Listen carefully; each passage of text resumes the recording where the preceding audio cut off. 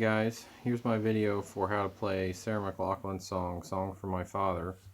Um, it's in the key of B flat. You have a capo on the 3rd fret for the original studio recordings key.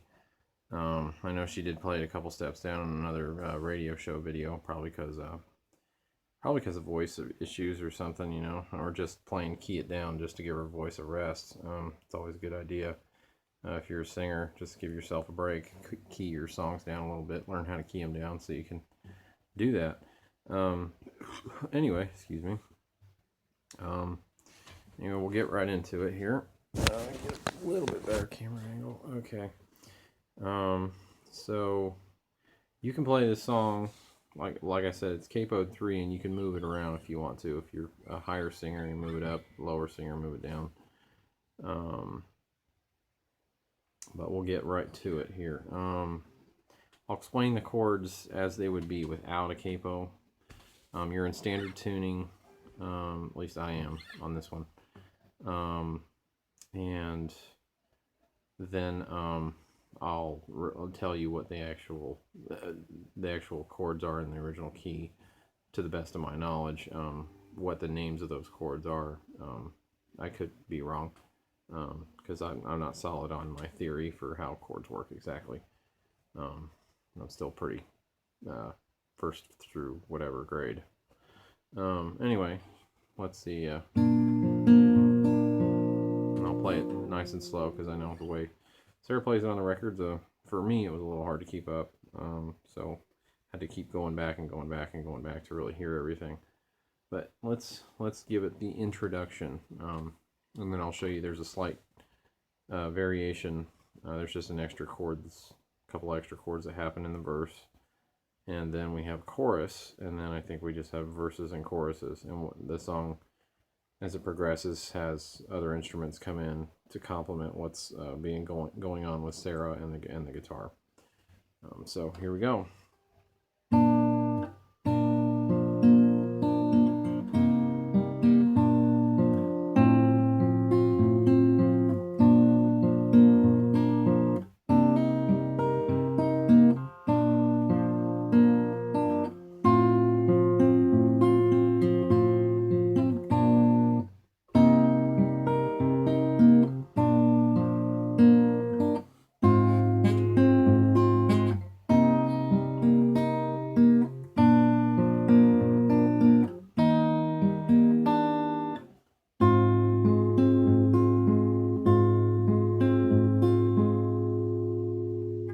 That's your introduction. So what you have, roughly translated, is a G to an A minor 7 to another G to a D with an F sharp in the bass to another G. A minor 7, G,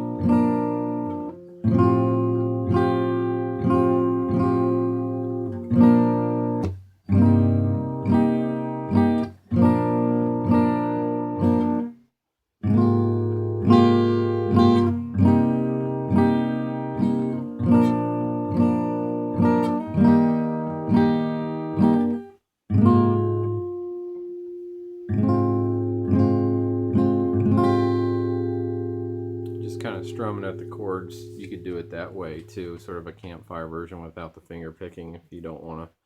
Finger picking isn't your strong suit yet. You can just kind of strum it that way. There's your introduction progression, chord progression, and then for the verse, I'll show you where that slight variation happens. Here we go.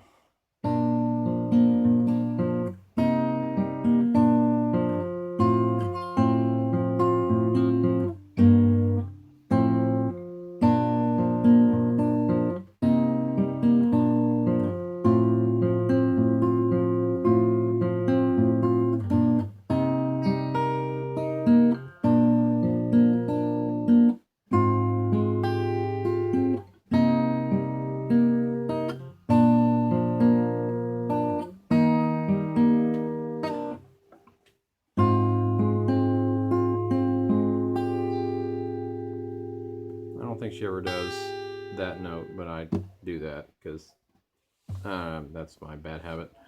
So if you'll notice, there was a minor chord that happened. So it was let me play up to where that happens, starting from the beginning.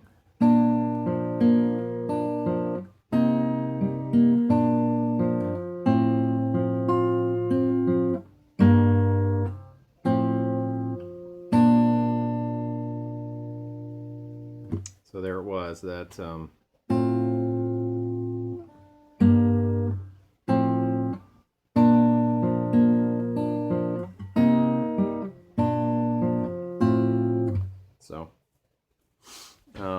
that's the only difference that happens in terms of the progression, varying from the introduction. So yeah, I'm sorry, I don't know the words very well.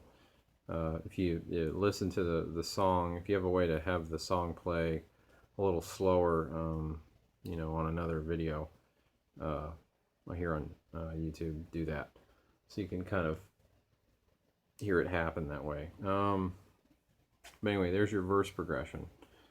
So just, if you need to, stop the video, rewind it back to where I started playing, play with it 100 times, and then, you know, once you have it, you know, then move on to what's this next part of the video, which is going to be the chorus. Chorus chords go as follows. Before I move on to the chorus, let me tell you that variation chord. So in terms of the quote unquote generic progression, is the G, A minor 7, G. I'm sorry, I'm already playing too fast. G, A minor 7, G, D with F sharp in the bass, E minor, back to D sharp with F, D with F sharp in the bass, back to G, A minor 7, G, D with F sharp in the bass, G, did I say G in the bass? I meant F sharp in the bass, A minor 7, G, F major 7, I think that's sort of what that is, back to A minor 7,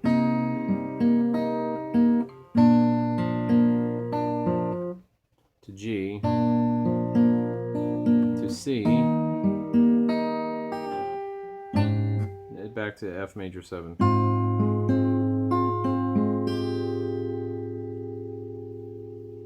And there's your verse progression. Chorus wise, we have this.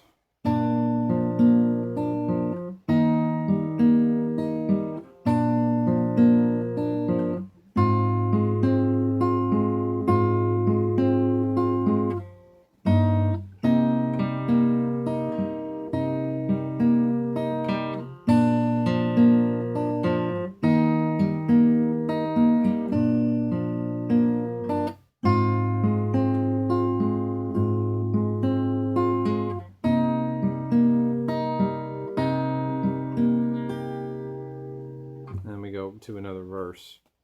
So that's G, C, G. Okay, let me start over. G, C, G, F major 7, A minor 7. Just repeat the whole thing again. G, C,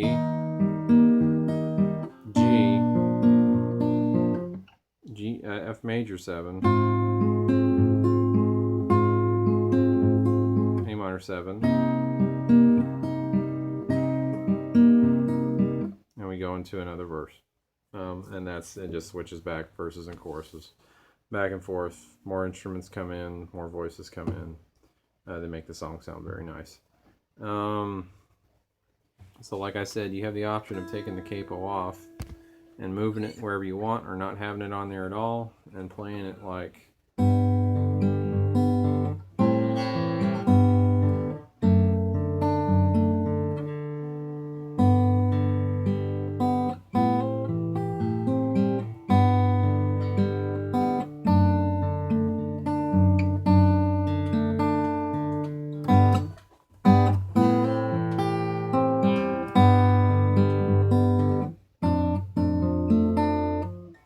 sorry.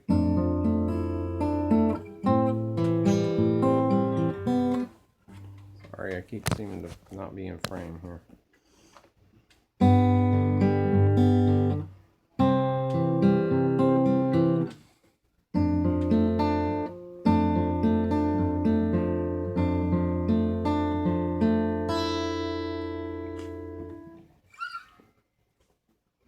That was the introduction in G.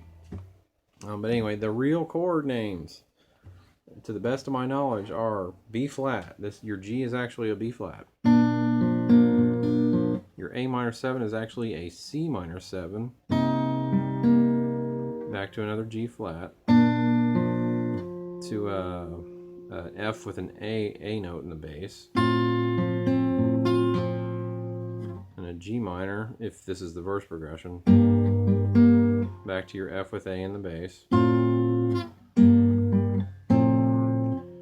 B flat.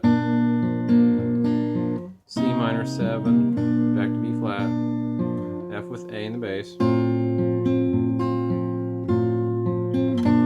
B flat. C minor 7. B flat.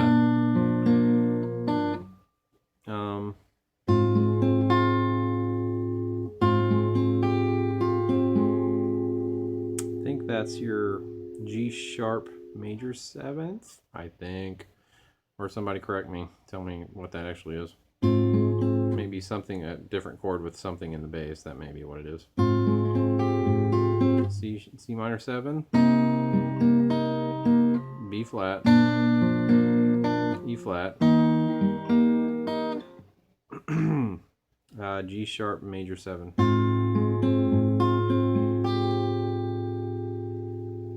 Okay, chorus wise we have B flat,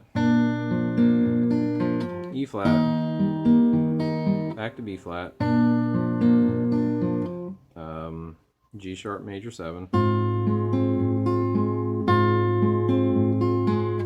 C minor 7, and all over again.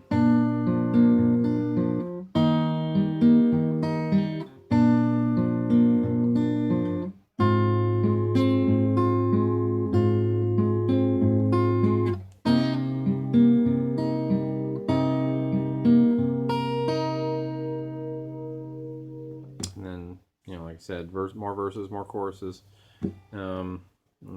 You just play it slow until you can play it at the speed that the recording's at, and you should be able to play along with Sarah on the record. So yeah, just whatever you need, just slide that capo up or down to play it in different keys if your vocal range is a little higher.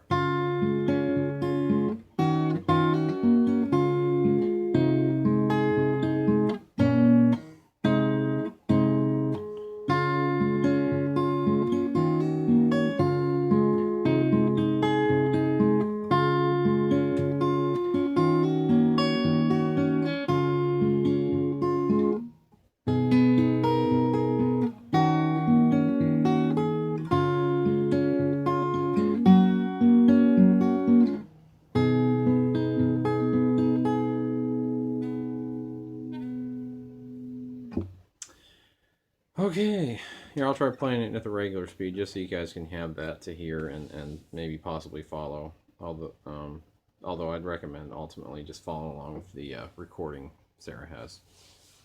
My finger picking is probably not exactly what she did. I tried to capture it as best I could in the short time that I've learned this song. So here it is at full speed, or close to it.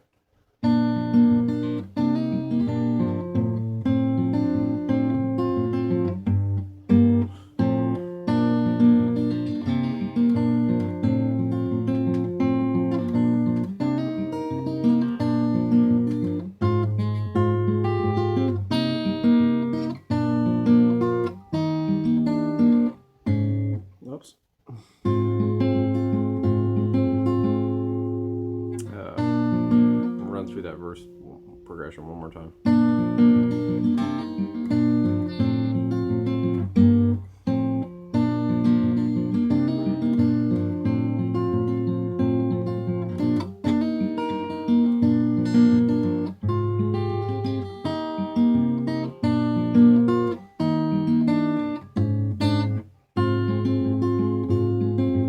Here comes the chorus.